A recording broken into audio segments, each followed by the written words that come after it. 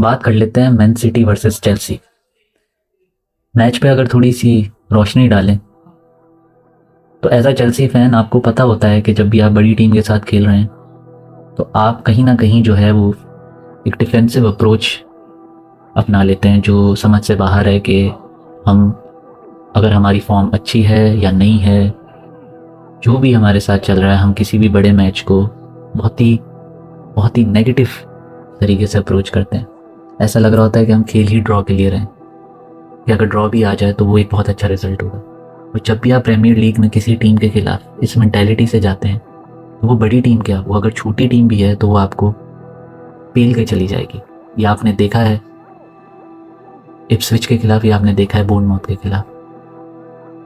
तो premiere league में इस मेंटालिटी के साथ तो आप खेल ही नहीं सकते। तो आप एक बड़ी टीम के खिलाफ खेल रहे हैं जो वो टीम खुद स्ट्रगल कर रही है, अभी प्रीवियस मैच अपना हार कर आ रही है। आपको एक ऐसा ड्रीम स्टार्ट मिल गया कि आपको इतनी अर्ली स्टेज में फ्री का गोल मिल गया, और उसके बाद जितना प्रेशर आपको डालना चाहिए था सिटी पे और उस प्लेयर पे जिसको येलो कार्ड हो गया था, वो कहीं देखने को नहीं मिल रहा था। उल्टा ऐसे विजुअल आ रहे हैं कि जैक्सन जो है वो कंसोल कर रहे हैं उस प्लेयर। एक कौन से एरा में हम आ गए, कौन सा टाइम है जहाँ ये यंग प्लेयर्स जो हैं उनकी मेंटालिटी इतनी वीक हो चुकी है कि वो स्पोर्ट्स को उस प्रोफेशनलिज्म के साथ, उस एंथुजियाज्म के साथ ले ही नहीं रहे जिसमें आप अपनी टीम के लिए जान देने के लिए तैयार हो जाते हैं पिच पे।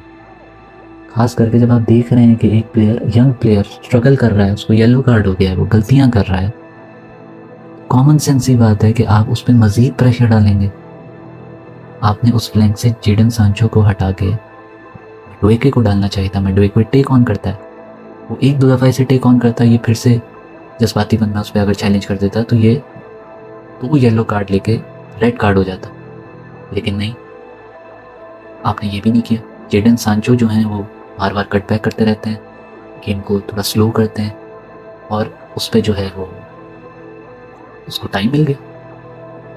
और थोड़ा सा बर्नार्डो सिल्वा को क्रेडिट जाता है कि जिस तरीके से उसने वो जगह को कवर किया, उसने उस यंग प्लेयर को कॉन्फिडेंस देने के लिए, स्पेस देने के लिए खुद सेंटर बैक की पोजीशन अपना ली, पोजेशन के साथ शिफ्ट लेकर आया वो। लेकिन चेल्सी का नहीं समझ आ रहा। अब अगर प्लेयर्स ये नहीं कर रहे तो ऑब्वियस ही बात है, मैनेजर वहाँ पे खड़ा है तो वो कुछ तो मैसेजिंग अंदर दे रहा है ना। अगर वो क्लियरली ये मैसेज दे रहा है कि चढ़ो, अग्रेसिव हो जाओ, तो प्लेयर्स क्यों नहीं सुन रहे मैनेजर की बात? क्योंकि ऑन पिच तो ये आपको क्लियरली दिख रहा था कि चेल्सी पहला गोल उनको जो मिला उसके बाद उन्होंने उस तरीके से मैच को प्रिसीव ही नहीं किया। वो ऐसे जैसे शेल में चले गए। उनके सेंटर बैक जो हैं वो इतना फ्रीली पास कर रहे थे कि वो सेंटर स्टेज तक जो है उनका, सेंटर ऑफ द पिच तक उनका सेंटर बैक जो है वो बॉल लेकर आ रहा था आराम से। और फिर आप हाई लाइन भी खेल रहे हैं। ये दोनों चीज़ें एक साथ हो नहीं सकती, पॉसिबल नहीं है।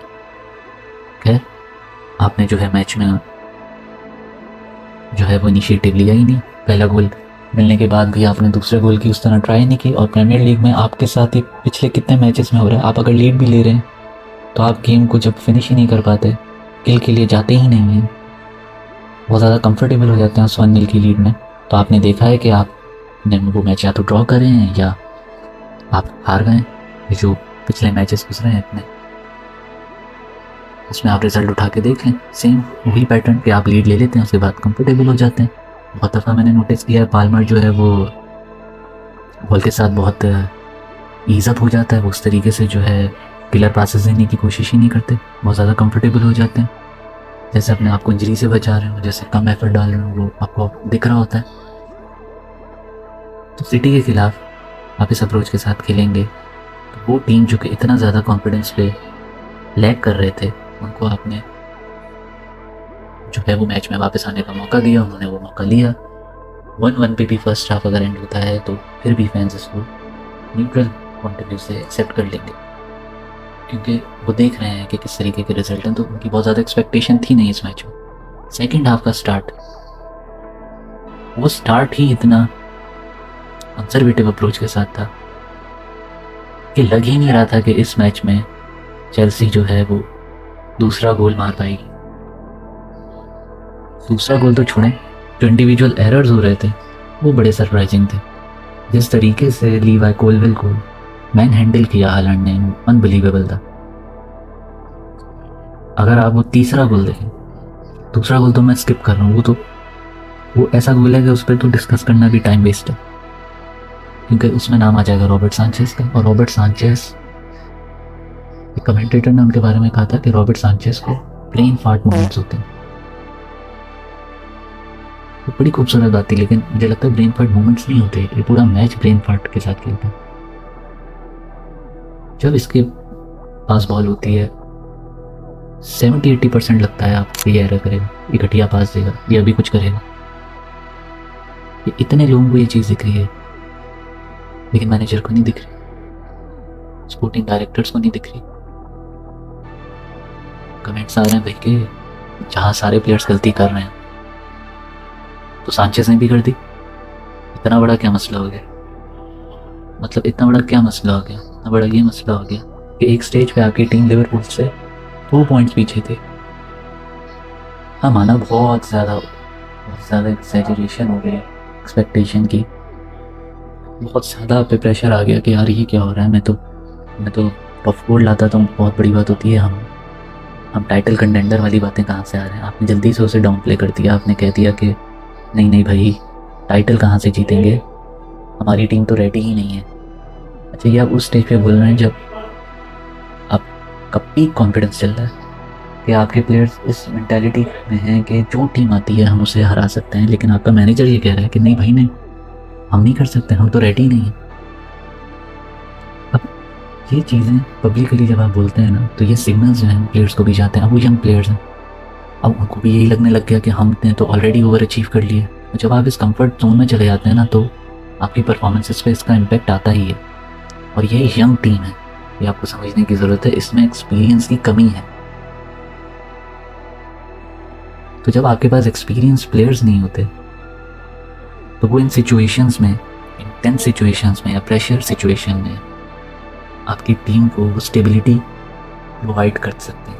आपकी टीम में क्योंकि एक्सपीरियंस प्लेयर्स नहीं है, तो जब सिटी ने आप पे प्रेशर डाला, आपकी टीम जो है वो क्रम्बल करने लग गई। और सेकंड के बाद जब थर्ड पड़ गया तो मैच तो खैर सेकंड के बाद ही ख़त्म हो गया था, क्योंकि आप 1-1 पे भी नहीं लग रहे थे गोल मारेंगे, तो सेकंड गोल खाने के बाद तो किस्सा वहीं ख़त्म हो गया था। अब इस मैच के बाद मैनेजर की स्टेटमेंट हार को मज़ीद एग्रीवेट कर देती है। तो वो ये कहते हैं कि रॉबर्ट सांचेज तो मेरे फर्स्ट टीम के प्लेयर रहेंगे, सारा स्टाफ उनको बैक कर रहा है। क्यों बैक कर रहा है भाई, क्यों रहेंगे? प्लेयर तो टीम में वही रहता है ना जो परफॉर्म करता है। जहाँ हम बात कर रहे हैं कि एनकुंकू, फिलिक्स नहीं खेल सकते जस्ट बिकॉज के वहाँ पे पाल्मर खेल रहे हैं, और पाल्मर के परफॉर्मेंसेस सबको दिख रही है, नंबर्स लाई नहीं कर रहे, वो गोल्स भी मार रहे हैं, वो असिस्ट भी मार रहे हैं। एक कॉमन सेंस तो यही कहेगी, कोई इस चीज़ को डिनाई नहीं करेगा कि हाँ भाई बात तो सही है, इसलिए उस पर आपको कोई क्लेम भी नहीं कर रहा, क्योंकि वो बात समझ आती है, लॉजिकल है। एनकुंकू, फिलिक्स भी ऐसा कैन खेलते हैं। तो जब आपका पाल्मर ऑलरेडी वहाँ पे अपनी जगह सीमेंट कर चुका है, परफॉर्मेंस दे रहा है, तो उसको हटाने की कोई तुक बनती नहीं है। लेकिन जब हर पोजीशन पे आप इस तरीके से सोच रहे हैं, कीपर के लिए आपकी ये स्टेटमेंट समझ नहीं आती। क्या आप कहें कि मेरे पास ऑप्शन नहीं है, आप आएँ आप बोलें कि मेरे पास इससे बेटर ऑप्शन नहीं है, इसलिए मुझे इनको सपोर्ट करना है। एटलीस्ट उससे ये सिग्नल जो जाएगा कि मैनेजर इनको इसलिए पिक कर रहे हैं क्योंकि उनके पास इससे बेहतर कीपर नहीं है। एटलीस्ट ये मैसेज तो जाएगा स्पोर्टिंग डायरेक्टर्स हो के उन्हें पैसे कहाँ इन्वेस्ट करने चाहिए और कहाँ इन्वेस्ट कर रहे हैं। अगर र्यूमर्स को मान लें तो गर्नाचो के साथ लिंक इस स्टेज पे, जहाँ एक क्लियर कट आपको दिख रही है पोजीशंस जहाँ कमी है, जहाँ आपको दिख रहा है चेल्सी को स्ट्रेंथन की ज़रूरत है। स्ट्राइकर कितनी दफ़ा बात कर चुके हैं कि चलें ठीक है आप जैक्सन को खिलाएं। मैं खुद सपोर्ट करता हूँ कि उस प्लेयर ने परफॉर्मेंसेस दी हैं, उसको कॉन्फिडेंस की ज़रूरत है।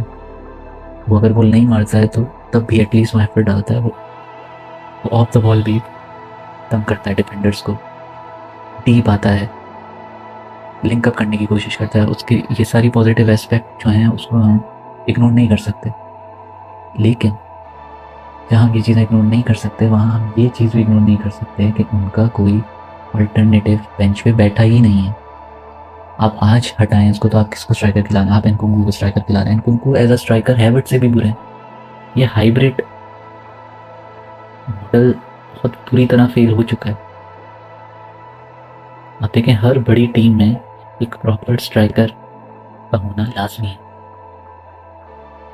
हाँ, कुछ एक्सेप्शनल केस है, उसमें भी अगर आप देखें लिवरपूल के लिए कोडी कैप्टन, वो विंगर नहीं है, वो भी स्ट्राइकर ही है। वो आपको लेफ्ट पे खेलते दिखेंगे। स्ट्राइकर विंग पोजीशन ले सकता है, लेकिन एक विंगर स्ट्राइकर की पोजीशन ले या एक कैम स्ट्राइकर की पोजीशन ले, वहाँ बहुत बड़ा मसला है, क्योंकि उनका नेचुरल इंस्टिंक्ट उस तरह का फिनिश करना या हाफ चांसेस को कन्वर्ट करना या बहुत ही कम स्पेस में शॉट ले लेना, वो ये नहीं करते। तो इनको डिस्पाइट एक टेक्निकल एबिलिटी रखते हैं, लेकिन उनमें वो नेचुरल स्ट्राइकर इंस्टिंक्ट नहीं है। इसलिए आप देखेंगे कि जैक्सन चांसेस तो मिस करते हैं, लेकिन वो राइट टाइम पे राइट प्लेस पे आपको मौजूद मिलेंगे। लेकिन चांस मिस करते ही मिलेंगे, वो एक अलग बात है, लेकिन मिलेंगे। इसीलिए हर मैच में हम याद रहता है कि जैक्सन ने इस मैच में 2 मिस किए, 3 मिस किए। जैक्सन का उस जगह पे होना ये एक प्लस है, लेकिन मिस करना ये ऑब्वियस सी बात है, एक नेगेटिव है। ऑब्वियस सी बात है, जब आप चांसेस नहीं लेंगे, आप अपनी लीड को नहीं बढ़ाएंगे, तो आप हर वक्त मैच में एक पैनिक सिचुएशन को वेलकम करेंगे, जो कि हो रहा है। अब ऐसा नहीं है चेल्सी मैचेस पूरे खेल रही है, चेल्सी मैचेस अच्छे खेलती है, स्टार्ट भी अच्छा करती है, लीड भी ले लेती है, लेकिन उसके बाद जिस तरीके से हम मैच को अप्रोच करते हैं वो एक बड़ा क्वेश्चन मार्क है। और वहाँ पे एंजो मैरेस्का कुछ चेंज नहीं कर पा रहे, और अब 7-8 मैचेस हो गए। अब वो क्या है जो उनको चेंज करना चाहिए, ये उनको सोचना चाहिए, क्योंकि वो इसी के पैसे लेते हैं। वो मैनेजर है, हम नहीं। हम यहाँ से सजेस्ट कर सकते हैं, लेकिन पैसे वो लेते हैं, मैनेजर वो हैं, उनको करना चाहिए।